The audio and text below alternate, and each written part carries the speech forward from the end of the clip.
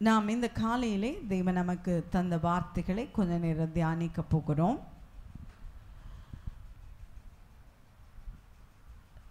சரி, சபையில் நம்ம நிறைய நாட்களாய், மாதங்களாய், வருஷங்களாய் நாட்டப்பட்டிருக்கிறோம். நம்மளை தேவ பிள்ளைகளை அம்மா கடைசியாக ஜோம் பண்ணலாமா? டிஸ்டர்ப் பண்ணாதீங்கம்மா. கடைசியாக கண்டிப்பாக ஜோம் பண்ணுறேன் பிள்ளைங்களுக்கா. ரைட். நம்ம சபையிலே தேவ பிள்ளைகளாய் வளர்க்கப்பட்டு வருகிறோம். வார்த்தையை வார வாரம் கேட்குறோம், தெய்வ சமூகத்தில் வரோம். இந்த வாழ்க்கையில் ஒரு சேஞ்ச் உண்டாகிறது என்று வேதம் சொல்லுகிறது. ஆவிக்குரிய வளர்ச்சி என்று வேதம் அதை குறித்து சொல்கிறது. ஒரு மாம்ச மனிதன் ஆவிக்குரிய மனுஷனாய் உரு எடுக்கிற ஒரு காரியம், ஒரு டிரான்ஸ்ஃபர்மேஷன் நம்ம லைஃப்குள்ளார நடந்துட்டுருக்கு, நடக்கணும். அப்படின்னா தான் நம்ம ஒரு நல்ல வளர்ச்சியை காண்றோம். உங்களுக்கு ஆண்டவர் ஒரு குழந்தையை தந்திருப்பார். ஆனால் அந்த குழந்தையோட ஸ்டேஜஸ், அதனுடைய மாதங்களை, வருஷங்களை கணக்கு வச்சு இத்தனை மாதத்தில் இது செய்யணும், அப்படி செய்யலைன்னா என்ன செய்வோம்? ஹாஸ்பிட்டலுக்கு தூக்கிட்டு ஓடுவோம். சில பிள்ளைகள் 5 வருஷம் கூட பேசாது, அப்புறம் கொண்டு போய் ஸ்பீச் தெரப்பி, அந்த தெரப்பி நடக்காது. அப்படி ஒவ்வொரு ஸ்டேஜில் அந்தந்த விஷயத்தை அந்த பிள்ளை என்ன செய்யணும்? அது செய்யலைன்னா அந்த பிள்ளையோட வளர்ச்சியில் ஏதோ பிரச்சனை இருக்குன்னு அதுக்கு ட்ரீட்மெண்ட் கொடுக்குறோம். நம்ம ஆவிக்குரிய வாழ்க்கையிலும் இத்தனை வருஷம் ஒரு ஆள் சபையில் நானும் இப்போ தான் பார்க்குறேன். ஆண்டவர் உன்னை ஆசீர்வதிப்பாராக. கர்த்தர் உன்னோடு இருந்து உன்னை நடத்தின எல்லா பாங்குக்காய் தேவனை ஸ்தோத்திரிக்கிறேன். கவனிங்க, அந்த வளர்ச்சி நடைபெறலைன்னா, அந்த growth இல்லைன்னா, நம்முடைய வாழ்க்கையிலே சில காரியங்கள் சரியா இல்லை என்பதை நம்ம புரிந்து கொள்ளணும். அதனோட பேசிக் என்ன அப்படின்னு சொன்னால், எனக்கும் தேவனுக்கும் ஒரு தனிப்பட்ட ரிலேஷன்ஷிப், ஒரு நல்ல உறவு வளர்ந்திருக்கணும். யாரோடைய ஜெபத்துக்காகவோ நீங்கள் காத்திருந்து பாஸ்டரமாவோட சபையினுடைய ஜெபமும் அவர்களுடைய பெற்றோரோட ஜெபமும் என்னை வளர்த்துட்டே இருக்கிறது அப்படின்னு சொன்னால், யூ ஹேவன்ட் grown enough. நல்ல ஒரு வளர்ச்சி இல்லை. உங்கள் வாழ்க்கையிலே உங்களுக்கும் தேவனுக்கும் தனிப்பட்ட ரீதியிலே உள்ள உறவு, உங்கள் ஜெப வாழ்க்கை மிக மிக முக்கியமானது. இன்னைக்கு காலமாக நான் உங்ககிட்ட கேட்க விரும்புகிற கேள்வி, எத்தனை பேர் பர்சனலாக எனக்கு ஜெபிக்கிற நேரம் உண்டு அப்படின்னு உண்மையாக, சும்மா அந்த 2 minutes 5 minutes ப்ரேயர்லாம் நான் கேட்கல. சாப்பிட்றதுக்கு முன்னாடி பண்ணுற ஜெபம், தூங்குறதுக்கு முன்னாடி பண்ணுற ஜெபம்லாம் இல்லை. நான் தனியாக ஒரு நாளைக்கு 1 மணி நேரமோ 2 மணி நேரமோ ஆண்டவர் சமூகத்தில் போய் ஜெபிக்கிற பழக்கம் எனக்கு இருக்குது. எய்தர் இட் கேன் பி அதிகாலையில் இருக்கலாம், ராத்திரியில் இருக்கலாம், பகலில் இருக்கலாம். அப்படி எனக்கு ஒரு அனுபவம் இருக்குன்னு சொல்கிறவங்க மட்டும் கை தூக்குங்க. சகோதரர்கள் பக்கம் யார் கையுமே உயரலையே, என்ன பிரச்சனை? என்ன வெக்கமா? அதெல்லாம் சொல்லக்கூடாது. நான் சொல்கிறேன், ஒரு பர்சனலாக ஒரு இன்டிமேட்டான ஒரு ஜெப வாழ்க்கை உங்கள் வாழ்விலே இல்லாவிட்டால் நீங்கள் இந்த உலக வாழ்க்கையில் எதுலேயுமே ஜெயிக்க போகிறதில்ல. நம்முடைய சபை ஒவ்வொரு அங்கமும் தனிப்பட்ட, நான் போன வாரம் ஜெபம் பண்ணேன் 1 மணி நேரம், போன மாதம் நல்லா ஜெபம் பண்ணிருந்தேன், இந்த மாதம் சரி, அந்த கேப்பே இருக்கக்கூடாது. எவ்ரிடே, ஒவ்வொரு நாளும் தேவ சமூகம் உங்களுக்கு சமீபமாக இருக்கிறதை நீங்கள் உறுதி செய்யுங்க. இதை சும்மா பேசி பேசி போர் அடிச்சிட்டு இருக்கக்கூடாது. இதை ப்ராக்டிக்கலாக கொண்டு வரத்துக்கு ஆவியானவர் உங்களுக்கு உதவி செய்வாராக. நன்றாய் கவனியுங்கள். ஒரு ஜெபிக்காத மனிதனுடைய வாழ்க்கையிலே நிச்சயமாய் வளர்ச்சி இல்லை என்கிறது அதனுடைய முதல் அறிகுறி. சரி, அப்போ நான் ஜெபிக்கிறேன், அப்போ வளர்றேன்னா அப்படின்னா அந்த ஜெபம் எப்படி இருக்குங்கிறத நான் உங்களுக்கு இன்று காண்பிக்க போகிறேன். உங்களுடைய ஜெப வாழ்க்கை எப்படிப்பட்ட தன்மை உள்ளதாக இருக்கிறது. நன்றாக கவனிங்க. நம்ம 3 காரியமாய் உருவாக்கப்பட்டிருக்கிறோம். Soul, spirit and body. சரீரம், ஆவி, ஆத்துமா என்கிற 3 பகுதிகளாய் நாம் உருவாக்கப்பட்டிருக்கிறோம். நம்ம ஆவியிலே ஜெபிக்கலாம், மாம்சத்திலே ஜெபிக்கலாம். நீங்க மாம்சத்திலும் ஜெபிக்க முடியும், மாம்சத்திலும் ஒவ்வொரு நாளும் ஜெபிக்கிறவர்களாய் நீங்க வாழ முடியும். வேதம் ரொம்ப தெளிவாய் சொல்லுகிறது, நீங்கள் அவருடைய சித்தத்தின்படி ஒன்றை கேட்டுக்கொள்வீர்களானால் அதை நிச்சயமாய் அவர் உங்களுக்கு செய்வார் என்கிற நிச்சயம் உங்களுக்கு உண்டு. அதை நிச்சயம் பெற்றுக்கொள்வீர்கள் என்றால், ஜெப வாழ்க்கையில் 2 பகுதி இருக்கு. ஒரு மனிதன் வெறும் மாம்சமாய் ஜெபிக்கலாம். ஒரு மனிதன் அவனுடைய தேவைகளை எண்ணி, அவனுடைய துன்பத்தை எண்ணி, அவனுடைய பிரச்சனையில ஜெபிக்கலாம். அல்லது நான் போய் நல்ல மணிக்கணக்கு ஆவியில நிரம்பி கூட மாம்சத்தில் ஜெபிக்க முடியும். நான் அந்நிய பாஷை பேசி ஜெபிக்கிறதுனாலேயே நான் ஆவியில தான் ஜெபிக்கிறேன் என்கிறதுனுடைய கேரண்டி இல்லை. நல்லா புரிந்து கொள்ளுங்க. உங்களுடைய ஜெபம் ஆவியோடு சேர்ந்து செய்யப்படுகிற ஜெபமா இருக்குமானால் நிச்சயமாய் அந்த ஜெபம் பதிலை கொண்டு வரும் என்று வேதம் சொல்லுகிறது. ஏன் அப்படின்னு சொன்னா, இந்த ஜெபம் சாதாரணமானதில்லை.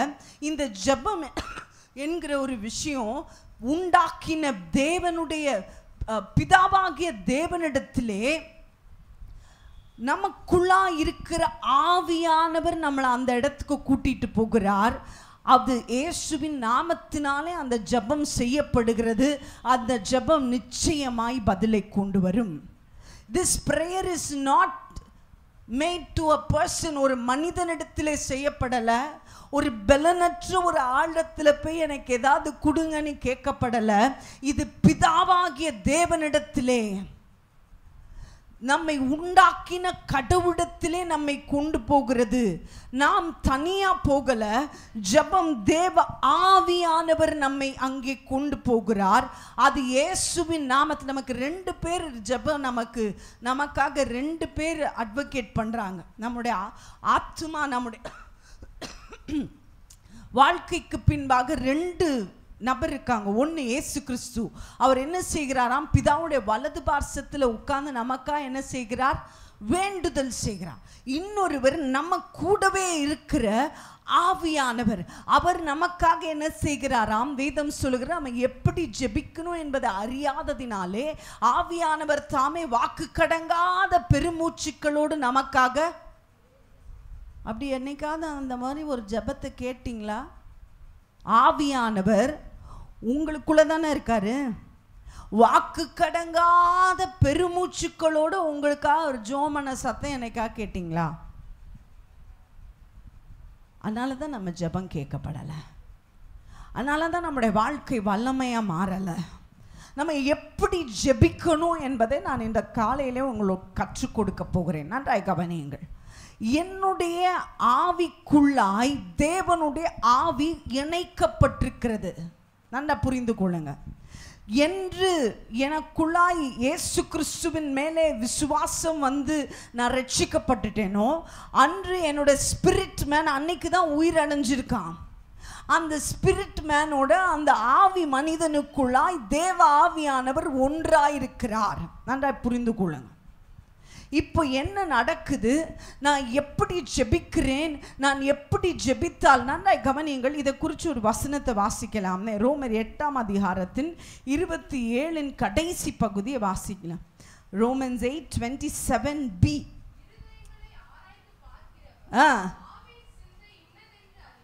இருதயங்களை, யாரா? இந்த பரிசுத்த ஆவியானவரை குறித்து சொல்லப்பட்டிருக்கு. இருதயங்களை ஆராய்ந்து பார்க்கிறவர் ஆவியின் சிந்தை இன்னதென்று அறிவார். அப்படியே வச்சுக்கோங்க. இன்னொரு வசனம் வாசிங்க. நீதிமொழிகள் 20:27 படிங்க.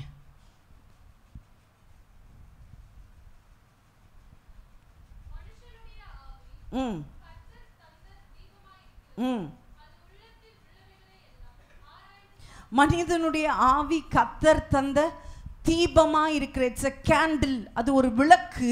அது உனக்குள்ளா இருக்கிறதெல்லாம் என்ன செய்து இங்க மனிதனுடைய ஆவி என்று சொல்லி இருக்கிறது, ரோமர்ல தேவனுடைய ஆவி என்று சொல்லி இருக்கிறது. இது ரெண்டும் என்ன செய்து எனக்குள்ளா இருக்கிறதை ஆராய்ந்து பார்க்கிற, சர்ச்சஸ். எனக்குள்ளார ஒரு வேலை செய்து. ஜெபம் என்கிறது, நன்றா புரிந்து கொள்ளுங்க, ஜெபம் என்கிறது நானும் நீங்களும் அறிந்ததை விட மிகவும் ஆழமானது. அங்கு ஏதோ ஒரு வித்தியாசம் நடந்து கொண்டிருக்கிறது. அங்கு ஏதோ ஒரு வேலை நடந்துட்டு இருக்கு. சும்மா ஏதோ எனக்கு பொழுது போல, இல்லை எனக்கு வாழ்க்கையில கஷ்டம், இல்லை எனக்கு ஏதோ ஒரு பதில் வேணும் என்பதற்காக நான் ஜெபிக்க போகல. ஒரு கிறிஸ்துவனுடைய வாழ்க்கையிலே அவன் ஆவியிலே நடத்தப்படுகிறவனாயிருந்தால், if I am a person who walk in the spirit, நான் மாம்சத்தின்படி நடவாமல் ஆவியின்படி நடக்கிறேன் என்றால் அதனுடைய அத்தாட்சி என்ன? நான் ஜெபிக்க போவேன். அந்த ஜெபம் மாம்சத்தில் செய்யப்படுற ஜெபம் இல்ல, ஆவியினாலே நடத்தப்படுகிற ஒரு ஜெபம். நன்றா கவனிங்க. இன்னைக்கு என்னோட ப்ரேயர் லைஃப் எப்படி இருக்கணும் அல்லது எப்படி இருக்குது என்பதை நான் உங்களுக்கு காண்பிக்க போகிறேன். உங்கள் ஜெப வாழ்க்கை. ஆனால் தான் இயேசு கிறிஸ்து சொன்னார், தேவனை எங்கும் தொழுது கொள்கிற காலம் வரும். அது எப்படி தொழுது கொள்ளணுமா? ஆவியோடும் உண்மையோடும். நம் மணிக்கணக்காக மாம்சமாக ஜெபம் பண்ணிட்டு, நன்றா புரிந்து கொள்ளுங்க, இந்த ஜெபம் என்கிற ஒரு விஷயம் என்ன செய்யுதுன்னா, எங்கே ஒரு மனிதனுடைய வாழ்க்கையிலே அந்த ஸ்பிரிட் ஃபில்டு ப்ரேயர் இருக்கோ அங்க தேவ தூதன் அனுப்பப்பட்டு வருகிறான். தேவனுடைய தூதன் பதிலுக்கு அது இட் இஸ் லைக் அதுக்கு நீங்க என்ன சொல்ல முடியும்? ஜெபம், ஒரு உண்மையான ஜெபத்திற்கு ஒரு மனிதன் ஒரு நாள் மத்தியானத்தில் அவன் வீட்டில் உட்கார்ந்து ஜெபம் பண்ணிட்டு இருக்கிறான். அங்கே யார் வந்து நிற்கிறார் என்று வேதம் சொல்லுகிறது? தூதன் வந்து நிற்கிறான்.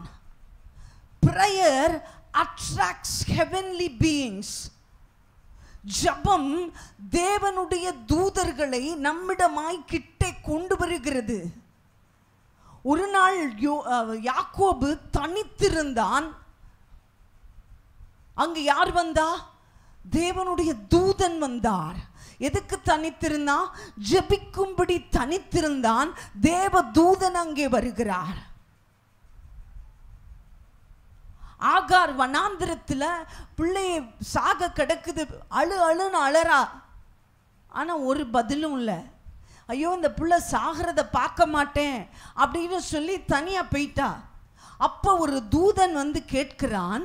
என்ன சொல்றான்? ஆகாரே, உன் பிள்ளை அழுகிறதை கேட்டேன். இவ அழுததை கேட்கல. ஏன்னா நம்ம நிறைய நேரம் மாம்சத்தில் அழுதுட்டு இருக்கோம். நம்ம மணிக்கணக்கா ஜெபம் பண்றோம், ஆனா ஜெபம் கேட்கப்படலை. ஆனால் அவன் வந்து சொல்றான், பிள்ளைய அழுத சத்தம் எனக்கு கேட்டு. அந்த பிள்ளை ஜெபம் பண்ணிருக்கு. நன்றாய் கவனியுங்கள். ஆவியிலே ஜெபிக்கிற ஜெபத்திற்கு பதில் அனுப்பப்படுகிறது. உடனே அங்க சிக்னல் காமிச்சிடும். அங்கே கிங் கிங் கிங் கிங், உனக்கு வேலை யாருப்பா, ஒரு ப்ரேயர் வந்திருக்கு, உடனே கிளம்புங்க, அதுக்கான உத்தரவு வந்துருச்சு, இதை போய் செஞ்சுட்டு வாங்க அப்படின்னு என்ன செய்யப்படுது? Help is being sent. உதவி அனுப்பப்படுகிறது. ஆனால் நம்ம மணிக்கணக்காக ஜெபம் பண்ணுறோம், ஒரு உதவியும் வரல. வருஷக்கணக்காக ஜெபம் பண்ணுறோம். சரி என்னதான் நடக்குது அப்படின்னு போய் நம்ம ப்ரேயர் ரெக்கார்டை எடுத்து திருப்பி பார்க்குறோம். மேலேயே போயிட்டோம், என்னதான் நடக்குதுன்னு பார்த்துட்டு வரலாம். நானும் காலமாக 2 மணிக்கு வரைக்கும் ஜெபம் பண்ணுறேன், 3 மணிக்கு எழுந்திரிச்சு ஜெபம் பண்ணுறேன், மத்தியானம் ஜெபம் பண்ணுறேன், என்னெல்லாமோ பண்ணுறேன். என்னதான் நடக்குது? சரி கொண்டாப்பா என் புக்கை கொடு.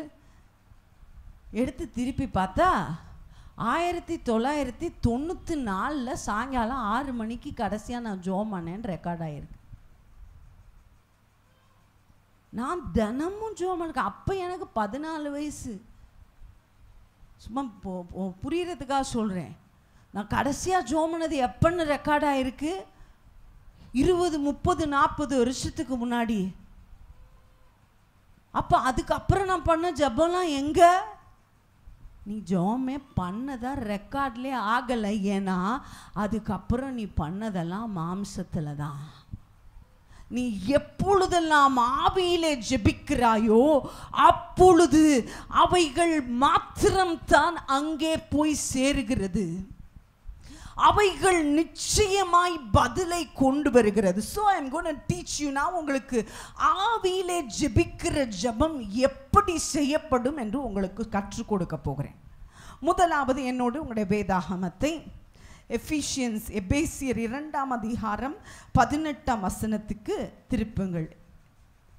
எபேசியர் 2:18. ம் ம்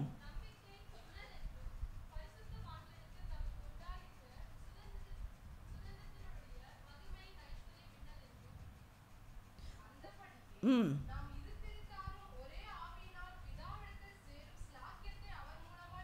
போதும்.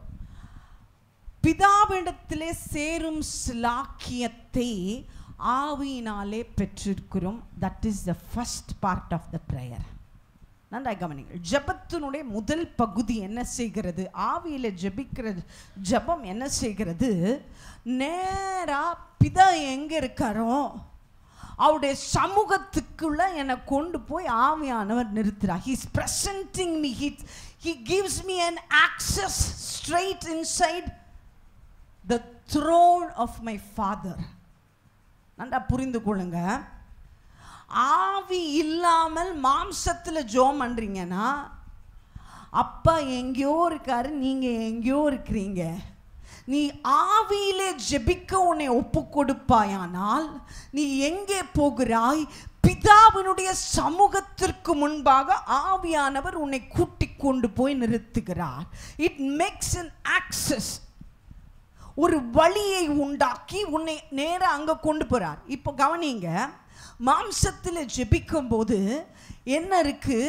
என் மைண்டு ஃபுல்லா அப்படியே டைவர்ட் ஆகிட்டே இருக்கும். ஜெபிக்கணும்னு போய் உட்காரணும், உட்கார்ந்தோடனே அதை யோசிக்கிறோம், இதை யோசிக்கிறோம், சாப்பாடை யோசிக்கிறோம், வேலையை யோசிக்கிறோம், ஐயோ போயிட்டு இதை பண்ணோன்னு யோசிக்கிறோம், அங்கே போகணுன்னு யோசிக்கிறோம், இவங்க வந்தது. கொஞ்ச நேரம் என்ன ஆகுது? சிந்த பறக்குது. ஏன்? ஆவில்னா அது அந்நிய பாஷை தான் பேசுகிற, ஆனால் you cannot catch hold of the presence. ஏனென்றால் நீ இன்னும் மாம்சத்திலே இருக்கிறாய். நீ ஆவியிலே ஜெபிக்க உன்னை ஒப்பு கொடுப்பாயானால் நீ என்ன செய்ற? அந்த பிரசன்னத்துக்குள்ள nothing can divert. நல்லா புரிஞ்சுக்கோங்க. அந்த டைவர்ஷன், அந்த வேற யோசனைகள், வேற கவலைகள், வேற காரியங்கள், சுத்தி இருக்கிறவங்களோட சத்தமோ மற்ற காரியமோ உன்னை தடுக்கிறதுக்கு அலோவ் பண்ண மாட்டீங்க. மற்ற யோசனைகள், மற்ற வேலைகள் எல்லாம் நமக்கு முக்கியம் இல்லை. ஏன்?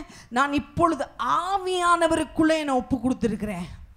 when you give yourself to the spirit, ஆவியானவரோடு இணைந்து உன் ஆவியும் ஒன்றாகிவிட்டால் நீ தேவனுடைய மகிமைக்குள்ளாய் போய் நிற்க முடியும். தேவனுடைய மகிமை எப்படிப்பட்டது? நன்றா கவனிங்க. இப்போ நான் தேவனுடைய மகிமைக்குள்ள ஜெபிக்க ஆரம்பிச்சிட்டேன்னா நன்றா கவனிங்க. பிரேயரோட அந்த first part can be praise. ஆண்டவரை பார்த்த பிறகு துதியாம இருக்க முடியாது. அவருடைய சமூகத்தில் போன பிறகு ஸ்தோத்திரம் இல்லாம இருக்க முடியாது. எடுத்தோனே என்னோட ஜெபத்தினுடைய முதல் பகுதி ஆட்டோமேட்டிக்கா it can only be praise. ஒரு ஊழியக்காரர் சொன்ன ஒரு காரியத்தை கேட்டேன். அவர் சொன்னாரு, நல்ல ஊழியத்தில் இருந்துட்டு இருக்க நாட்களில் ஒரு நாள் திடீர்னு தூங்கி எந்திரிச்சாராம். தூங்கி எந்திரிச்சோடனே அவர் சொன்னார், என்னோட சரீரம் முழுவதும் அப்படியே ஒரு இன்ச் கூட எனக்கு பலன் இல்லை, ஒரு புள்ளி கூட எனக்குள்ள ஸ்ட்ரென்த் இல்லை, அவ்வளவு வீக்காக ஃபீல் பண்ணேன், எதுவுமே செய்ய முடியல, நடக்கிறதே எனக்கு கஷ்டமாக இருந்தது, ஒரு மாதிரி ஒரு கலக்கமா ஏதோ ஒரு பாரம் என்னை தாக்குகிறத உணர்ந்தேன். சரி, அப்புறம் ஜோம் பண்ணி பார்த்தேன், பைபிள் படித்து பார்த்தேன், இதில் போய்டும், இந்த சூழ்நிலைமை மாறுமானா நாட்கள் ஓடுகிறது, மாறவே இல்லை. நான் ஜெபிக்கிறேன், ஊழியம் செய்கிறேன், பிரசங்கம் பண்ணுறேன், எல்லாம் செய்கிறேன், ஆனால் ஏதோ ஒன்று என்னை தாக்குகிறத நல்லா உணர்றேன். என்னால் அந்த சோர்விலேருந்து வெளியவே வர முடியல. அப்போ ஒரு நாள் ரொம்ப அழுது மாதங்களே ஓடிருச்சான். ஆண்டவரே, ஏன் எனக்கு இவ்வளவு சோர்வாக இருக்குது அப்படின்னு சொல்லி ஆண்டவர்கிட்ட கேட்டாராம். அப்போ ஒரு தரிசனம் பார்த்தாராம். அவருக்கு எதிர்த்தாப்புல ஒரு குதிரையிலே ஒரு ஆயுதம் பிடிச்சிட்டு ஒரு யுத்த மனிதன் நிற்கிறதாக. ஆண்டவர், இது யாரு அப்படின்னு கேட்கும் போது ஆண்டவர் சொன்னாரா, இது ஒரு பாரத்தின் ஆவி, ஒரு பெரிய ஒரு டிப்ரெசிங் ஸ்பிரிட். உன்னால இந்த ஜெயிக்க முடியல, அதனால அவன் உன்னோடைய தொடர்ந்து வந்துக்கிட்டே இருக்கிறான். ஏன் ஆண்டவரே என்னால் இவனை ஜெயிக்க முடியல என்று கேட்டபோது ஆண்டவர் சொன்னாரா, ஏன்னா உன் வாழ்க்கையிலே நீ கடந்து போகிற பல இக்கட்டான சூழ்நிலைமை நிமித்தம் நீ துதி என்கிற விஷயத்தை சுத்தமாக மறந்துட்ட. துதிக்காதவனாலே ஜெயிக்க முடியாது. நிறைய நேரத்தில் நம்முடைய வாழ்க்கையில் துதி என்கிற பகுதி ரொம்ப ரொம்ப லேக்கிங்காக இருக்கு. ஜெபிக்கிறோம், ஆனால் ஜெபத்தின் முதல் பகுதி துதியாய் ஸ்தோத்திரமாய் நன்றி அறிதலாய் இல்லாவிட்டால் நிறைய பிரச்சனை இருக்கு. ஆனால் அந்த பிரச்சனையின் நடுவிலே அவருடைய கரம் இருக்கிறதே, அவர் எதற்காக நான் துதியாமல் இருக்கணும்? எத்தனை பேரோட வாழ்க்கையில துதி காணாம போயிருக்கு. நீ ஆவியிலே ஜெபிப்பாயானால் உன்னுடைய சிந்தைகள் சிதறுகிறதில்லை. you are going into the presence, into his glory. அவருடைய மகிமைக்குள்ளாய் போய் அவரை ஸ்தோத்திரிக்க ஆரம்பிப்பாய். தூங்க வேண்டாம், தயவுசெய்து விழிப்பா வார்த்தையை கேளு. அப்போ முதல் பகுதி என்ன? தேவ சமூகத்துக்குள்ளாய் பிதாவிடத்திலே ஆவியானவர் என்னை கொண்டு போறார். அங்கே போய் அவரோட மகிமையை நான் பார்த்து அவரை ஸ்தோத்திரிக்கிறேன். இரண்டாம் பகுதி கலாத்தியர் 4ஆம் அதிகாரம் 6ஆம் வசனம். ப்ளீஸ் இதை எழுதிக்கோங்க, இதை ஃபாலோ பண்ணுங்க. சும்மா வார்த்தையை கேட்டுட்டு அதை அப்படி கேர்லெஸ்ஸாக செய்கிறதுனால நீங்கள் அதை யூ ஆர் த லூசர், அவ்வளோதான், இழந்து தான் போயிட்டுருக்கிறீங்க. ஒவ்வொன்றையும் எழுதி அதை வாழ்க்கையிலே நடைமுறைக்கு கொண்டு வாங்க. கலாத்தியர் 4:6.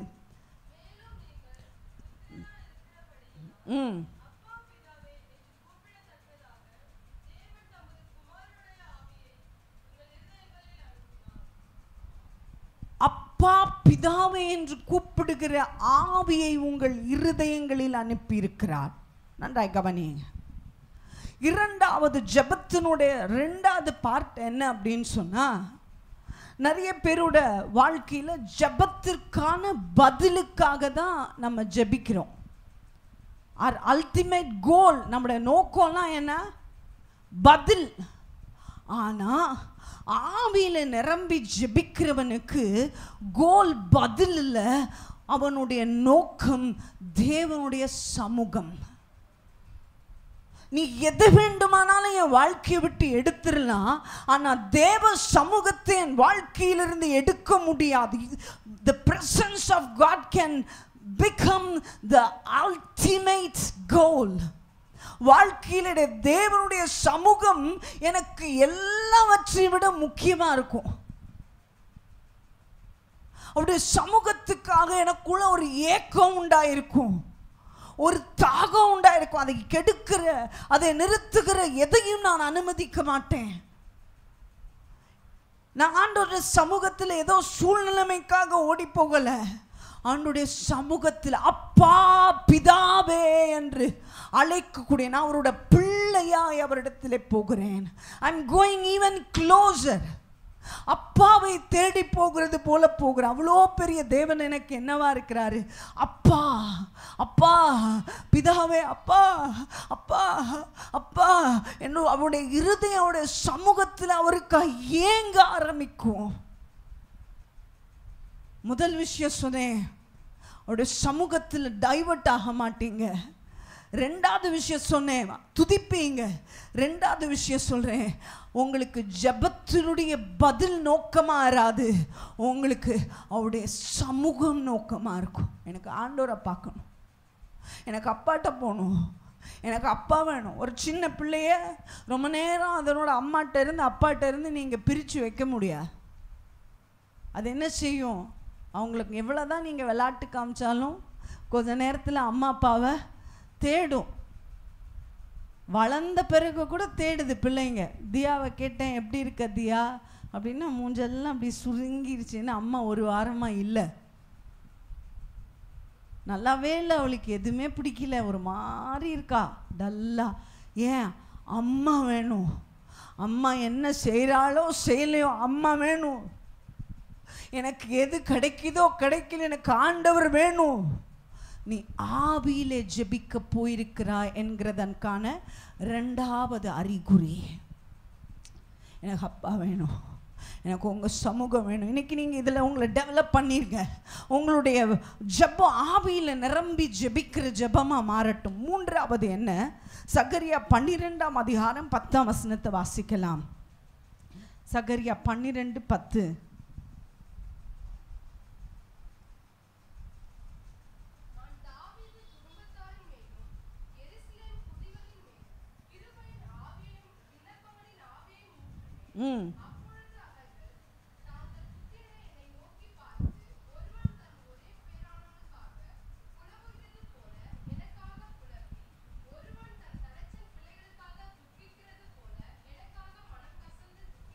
போதும். I'll pour the spirit of grace and of supplication. தேவ சமூகத்துக்குள்ளாய் ஆவியிலே நிரம்பி ஜெபிக்க போகிறவர்கள், இவங்க இப்படி சொன்னாங்க, இது இப்படி நடந்துச்சு, அங்கே இப்படி கவலை, இந்த கஷ்டம், இந்த பாரம், இதெல்லாம் நீங்கள் ஜெபத்தில் எடுத்துகிட்டு போவீங்கன்னா நீங்கள் நிச்சயமாக மாம்சத்தில் ஜெபம் பண்ணிகிட்ருக்கீங்கன்னு அர்த்தம். என்னை இப்படி கேட்டாங்களே ஆண்டவரே, நான் இப்படி அசிங்கப்படுறேன் ஆண்டவரே. உங்களோட ஆத்மாவுக்கும் உங்களோட ஆவிக்கும் உங்கள் சரீரத்துக்கும் நிறைய டிஃப்ரென்ஸ் இருக்குது. உங்கள் ஆவி இதை பற்றினா கவலையே படாது. உங்கள் ஆவி இந்த விஷயங்களெல்லாம் பொறுப்பே எடுக்காது. உங்கள் மாம்சம் தான் இதெல்லாம் சுமந்துட்டு போராடிட்டுருக்கும். உங்கள் ஆவி என்ன செய்யும்? வேதம் தெளிவாய் சொல்லுகிறது, தேவனுடைய வார்த்தை என்ன செய்கிறதாம்? இருபுறமும் கருக்குள்ளதாயும் எந்த ஆவியையும் எந்த சிந்தையையும் வகையறுக்கிறதா பிரிக்கும். இது மாம்சம் என்ன ஆச்சே? இது எதுக்கு இங்கே வந்திருக்கு? தேவ சமூகத்துக்குள்ளாய் போய் ஒரு கேண்டில் எடுத்து அவங்க பிரச்சனை இவங்க பிரச்சனையை பார்க்காம இட் சச்சஸ் விதின் எனக்குள்ளாய் இருக்கிற பிரச்சனைகளை தேடும். எனக்குள்ளாய் இருக்கிற வசனம் சொல்லுது, கிருபையின் ஆவியும் விண்ணப்பத்தின் ஆவியும் ஊற்றப்படும் போது தாங்கள் குத்தினவரே அவர்களுடைய கண்கள் தேடி அழும். நான் இப்படி செஞ்சுட்டேன்னு ஆண்டவரே, எவ்வளவு தவறு செஞ்சாலும் நான் எதுவுமே செய்யலைன்னு வாதாடி கொண்டிருக்கிற நீ, மாம்சத்திலே போராடி கொண்டிருக்கிற நீ, ஒரு சின்ன வார்த்தைக்காக கூட நான் இப்படி சொல்லிட்டேன் ஆண்டவரே, உமக்கு பிரியம் இல்லாமல் இப்படி நான் முறைச்சிட்டேன் ஆண்டவரே. சில நேரம் மனைவிமார்கள் என்ன செய்கிறோம்? கண்ணிலே பேசிடுவோம் கணவன்கிட்ட. நான் ஒன்றே ஒன்று சொல்கிறேன், மனைவிமாருக்கு ஒரு அற்புதமான சத்தியத்தை, ஒரு உண்மையை நான் சொல்லி கொடுக்குறேன். உங்கள் கணவனுடைய மாற்றத்திற்கு ஆதாரம் வேறு எங்கேயுமே இல்லை. How quiet and submissive you are. எவ்வளவு அமைதலாய் எவ்வளவு கீழ்ப்படிதலோடு இருக்கிறீர்களோ அவ்வளவு உங்களுடைய கணவருடைய மாற்றத்தை நீங்கள் நிச்சயமாக உறுதிப்படுத்திக்கலாம். நம்ம என்ன செய்கிறோம்? அது தப்பு, இது தப்பு, இது ஏன் செஞ்ச, அதை ஏன் செஞ்ச, ஒரே மிரட்டல் தான். இல்லை, ஒரு சின்ன ஒரு கோச்சிக்கிட்டா கூட ஆண்டவரே தேவ சமூகத்தில் போனோடனே அவர் காட்டுவார், எங்கேருந்து உனக்கு இவ்வளோ கோவம் வருது, எங்கேருந்து இவ்வளோ பெருமை வருது, எங்கேருந்து இந்த ஆள் அப்படின்னு சொல்ல உனக்கு வார்த்தை வருது, எப்படி நீ அப்படி எதிர்த்து கேட்ட, எப்படி நீ தனியாக செயல்படுற, எப்படி நீ இன்னும் தனியாக போராடிக்கிட்டு இருக்கிற, எப்படி இன்னும் உன்னை தாழ்த்த பலன் இல்லாமல் இருக்க, எப்படி இந்த வார்த்தையை நீ கேட்ட. நன்றாய் கவனிங்க. ஆவியானவர் நமக்குள்ளாய் ஆராய்ச்சி செய்து நமக்குள்ள கிருபையினாவையும் விண்ணப்பத்தினாவையும் ஊற்றி he shows us ourselves. பிள்ளைகளுக்கு தங்களை, ஒவ்வொரு தேவ மனிதனுக்கும் தன்னை காண்பிக்கிற இடம் தேவனுடைய சமூகம். அது ஆவியில் நிரம்பி ஜெபிக்கிறது. நிறைய பேருக்கு பிரச்சனை மற்றவங்கள மாற்றுங்க ஆண்டவரே, அவனுக்கு அதை செய்யுங்க, என் வீட்டுக்காரரை மாற்றுங்க, எங்கள் மாமனாரை மாற்றுங்க. இல்லை, எனக்குள்ளாய் நான் மாறாதனால தான் இது எதுவுமே மாறல. நான் இன்னும் மாற்றங்களை முழுமையாக ஏற்றுக்கொள்கிற வரைக்கும் என் குடும்பம் மாறாது என்கிற உண்மையை தேவ ஆவியானவர் எனக்கு காமிப்பார். எத்தனை பேர் இதை விசுவாசிக்கிறீங்க? உங்கள் பிள்ளைகளுடைய மாற்றங்களுக்கு தடையாக இருக்கிறது உங்களுக்குள்ளாய் இன்னும் வேண்டிய விஷயங்கள் தேடப்படலை. நான்காவது 1 கொரிந்தியர் 2ஆம் அதிகாரம் 11ஆம் வசனம்.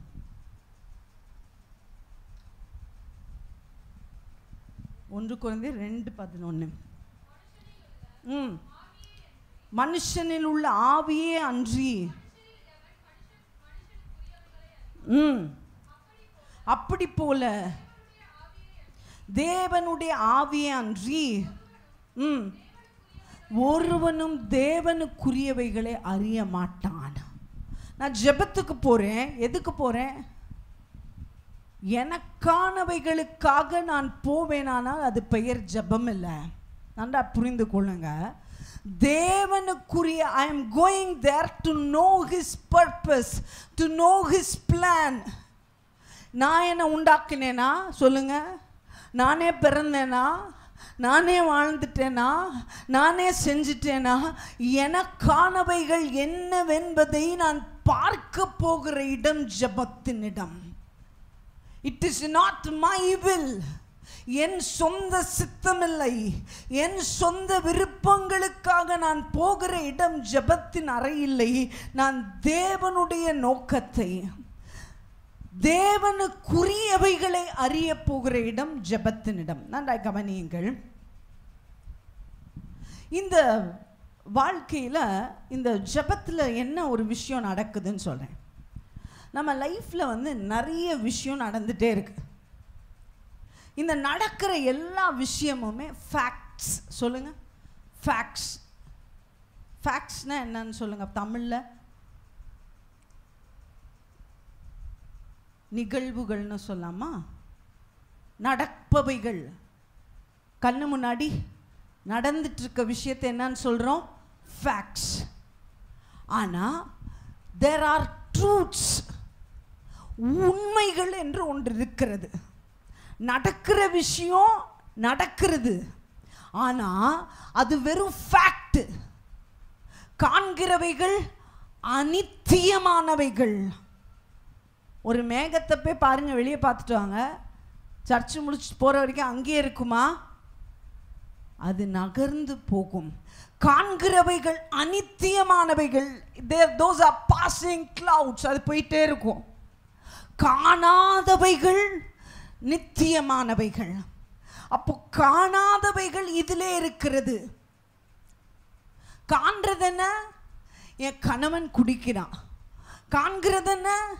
என் வீட்டில் என்ன விக்கிரக ஆராதனை நடக்குது. காண்கிறது என்ன? என் பொருளாதாரத்தில் பயங்கர வறட்சி. காண்கிறது என்ன? என் பிள்ளைகள் ரட்சிக்கப்படலை. காண்கிறது என்ன? சில வியாதி இன்னும் குடியிருக்கு. ஆனால் காணாதவைகள், வாட் ஆர் த ட்ரூத்ஸ்? சத்தியம் என்ன? சொல்லுங்க, சத்தியம் என்ன? இந்த வார்த்தையிலே அவைகள் நிரம்பி இருக்கிறது. தாழ்ச்சியிலே, குறைவுகளிலே, தேவைகளிலே வசனம் என்ன சொல்லுது? உண்மை என்ன? இன்னைக்கு என்கிட்ட 100 ரூபாய் இல்லை, ஆனால் வார்த்தை என்ன சொல்லுகிறது? சிங்கக்குட்டிகள் தாழ்ச்சி அடைந்து பட்டினியா இருக்கும், கர்த்தரை தேடுகிறவர்களுக்கும் ஒரு நன்மை. இது ஃபேக்ட் இல்லை, இது truth. Fact will disappear, truth will stay. அப்போ தேவ சமூகத்துக்குள்ளாய் ஒருவன் போய் ஜெபிக்கையிலே அவன் ஃபேக்ட்ஸை பார்த்து ஜெபிக்கிறானா? என் பிள்ளை இப்படி பண்ணுதே, என் வீட்டுக்காரர் இப்படி பண்ணுறாரே, எங்கள் மாமனார் இப்படி பண்ணுறாரேன்னு ஜெபிச்சா நீ என்ன ஜெபம் பண்ணிட்டு இருக்க? மாம்சத்தில் ஜெபம் பண்ணிட்டு இருக்க.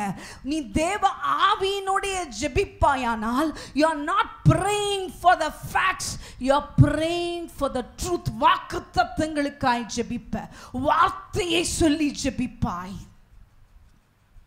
Those are weapons.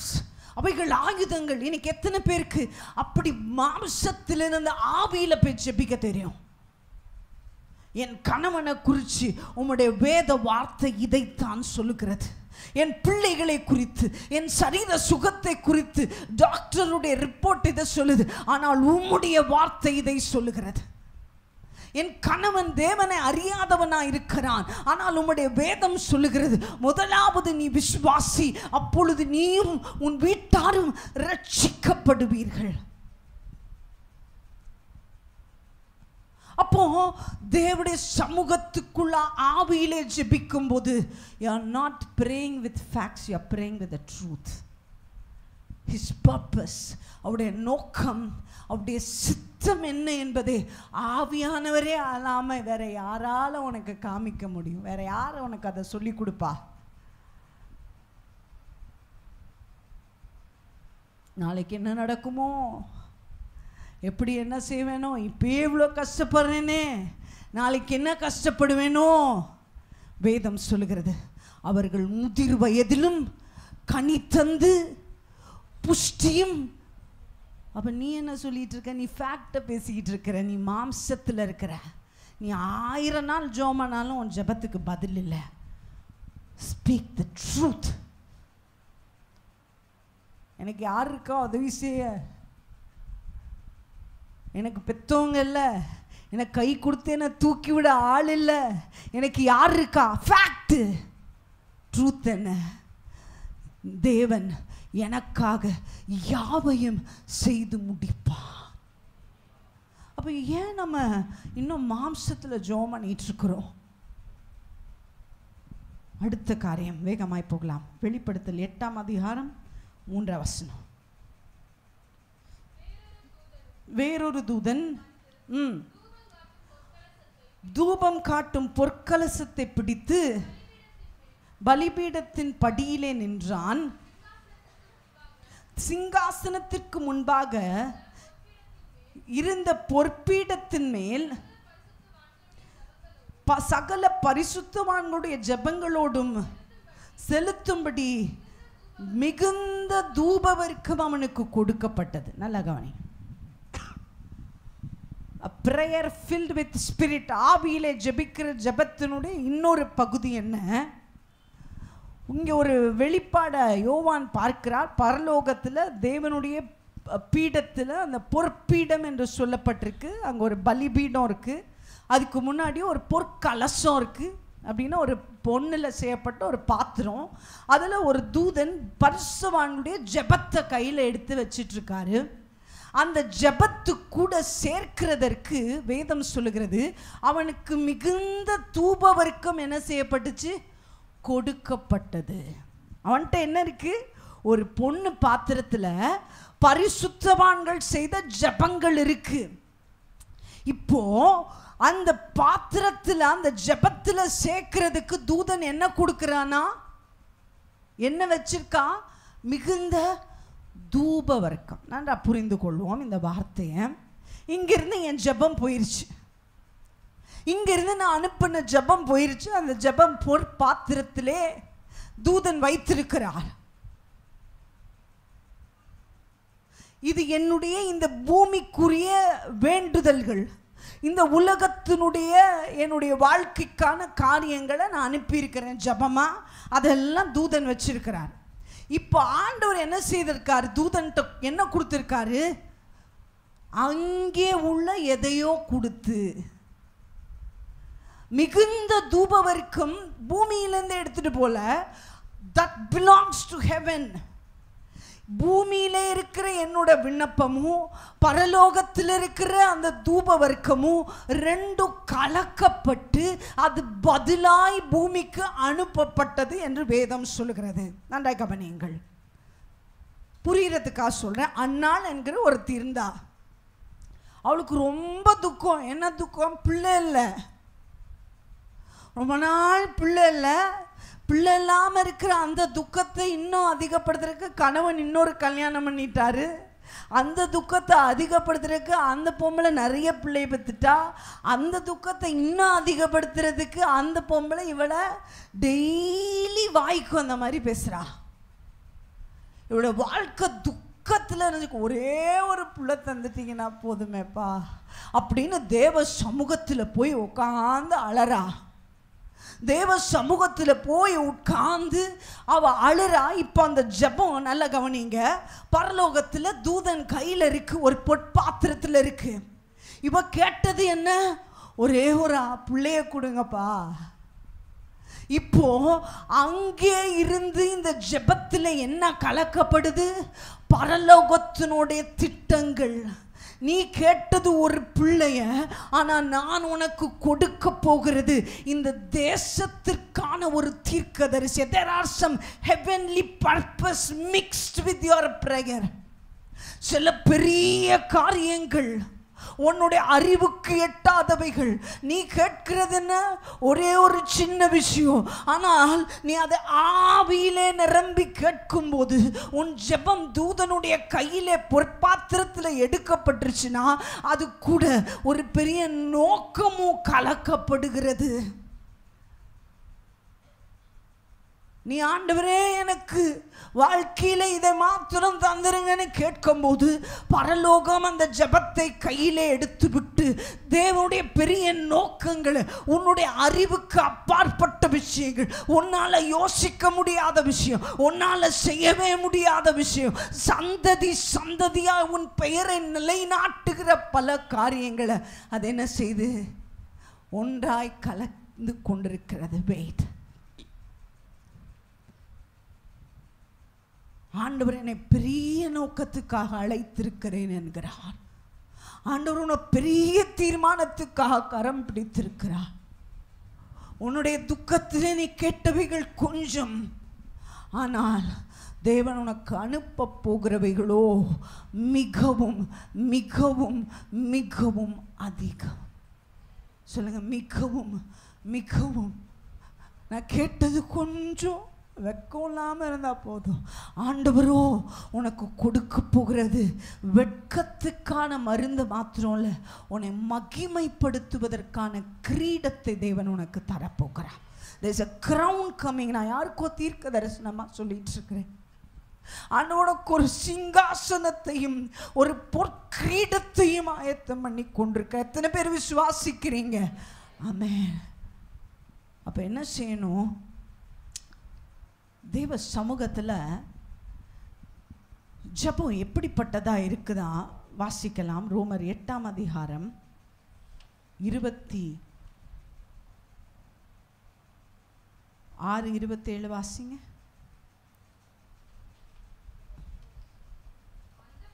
ம் ம் ம் ம்